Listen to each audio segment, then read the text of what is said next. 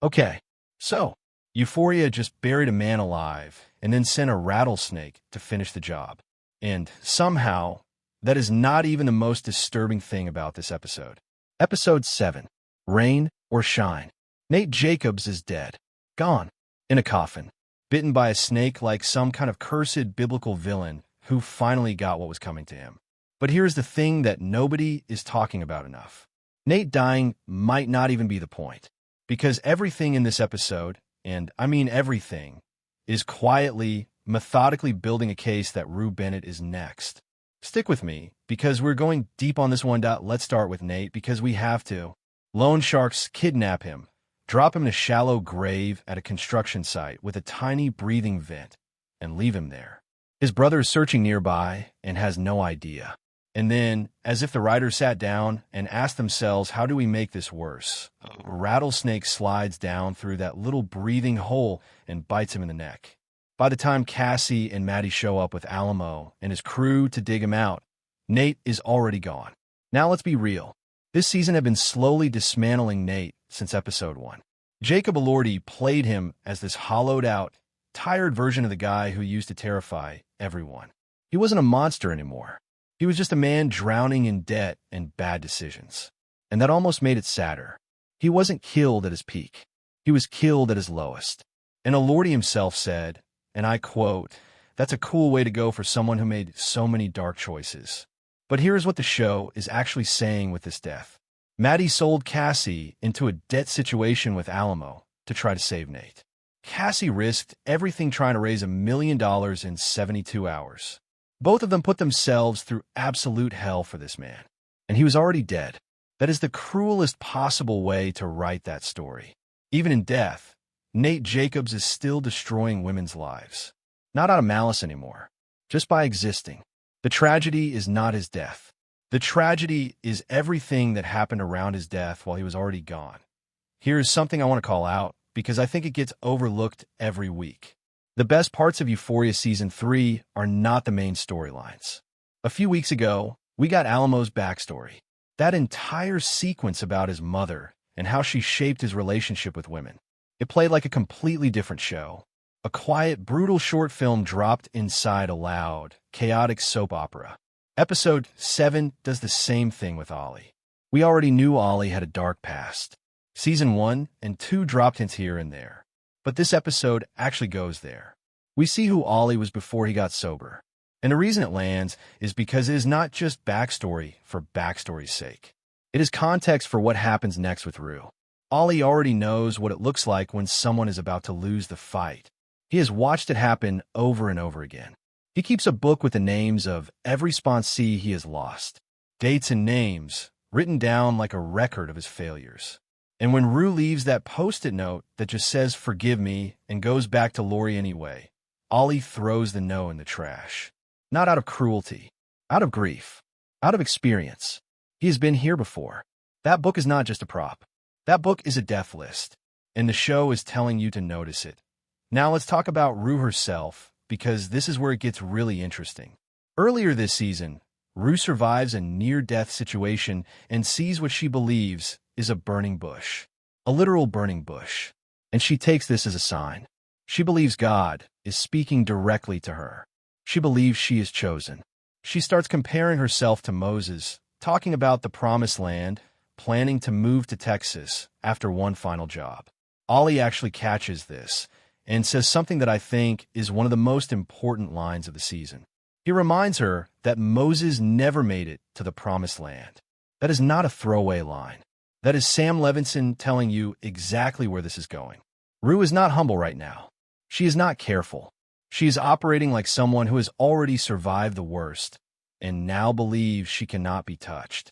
And that is exactly the mindset that gets people killed in stories like this. Faith, in a real sense, is about enduring pain.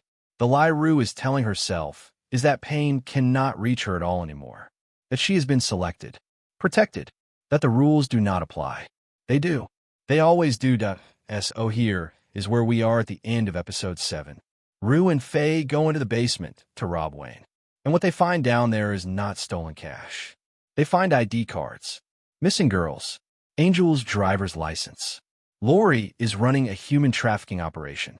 This has been hiding in plain sight the entire season. And just as this is sinking in, Faye panics. She screams. She wakes Wayne up. She blows the entire operation. Now, there is some debate online about whether Faye did this intentionally or whether it was pure panic. But it does not matter. The result is the same. Wayne is awake. Wayne knows Rue is there. Wayne, who already wanted Rue dead before this moment, now has every reason to act on it. And here's the part that makes it worse. On the other side of town, Maddie has already told Alamo that Rue has been working with the DEA. So Rue is now boxed in from two directions. Wayne coming from one side, Alamo coming from the other. And the one person who might actually help her, Ollie, found that note in the trash and has every reason to believe this is already over. Here's something kind of wild. Polymarket, which is a prediction betting market where real money is on the line, currently has Rue dying in the finale at 68% odds. Before episode 7 aired, Nate was at 87% odds of dying. He died. Now those odds have shifted entirely onto Rue. When Nate was at 87%, it felt almost too obvious. And it happened anyway, which means the 68% for Rue is not just fan speculation. People who are putting actual money on this think the show is genuinely heading there. The finale is titled In God We Trust. It runs 93 minutes, which makes it the longest episode in HBO drama history. Sam Levinson himself said that if you are not watching it live, it is going to get spoiled for you. That is the language you use when something genuinely massive happens. Coleman Domingo, who plays Ollie, said in an interview that the ending is going to smack people in the face and that the groundwork has been laid. That is either a redemption setup or a funeral setup. And given everything this season has been doing, one of those feels more likely than the other. Here is one more piece that I keep coming back to. Euphoria is loosely based on a 2012 Israeli series of the same name. In the original, the main character who inspired Rue is eventually revealed to have been dead the entire time. She has been narrating the show from beyond the grave. Now, think about how Rue narrates Euphoria. She knows things she should not know. She describes events she was not present for. She talks about other characters' private moments with a level of detail that makes no sense if she is just a person telling a story. If the show ends with the reveal that Rue has been a dead narrator this whole time, that is not just a tragic ending.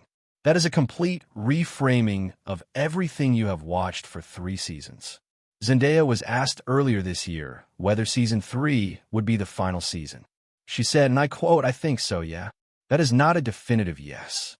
But it is someone who knows how the story ends, sounding very calm about walking away from IT.S. Oh, here is where we land. Nate Jacobs is dead. Cassie and Maddie are in pieces. Ollie is grieving someone who is still technically alive. Faye may have just signed Rue's death warrant by accident or on purpose, and the entire cartel knows someone tried to rob them. The finale is 93 minutes long. It is called In God We Trust, and Rue Bennett, who spent this entire season convinced she was chosen, is currently cornered with no allies and 2 armed criminal organizations closing in. I genuinely do not know if she makes it out. But I know this.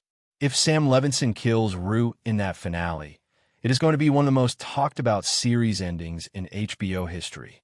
And if she survives, it better be earned because this show has been writing her obituary for 7 episodes straight. The finale drops May 31st. I will see you on the other side of that. If this video helped you make sense of the chaos, hit the subscribe button. We're going to have a full breakdown the day after the finale drops, and trust me, you're going to want to be here for that one.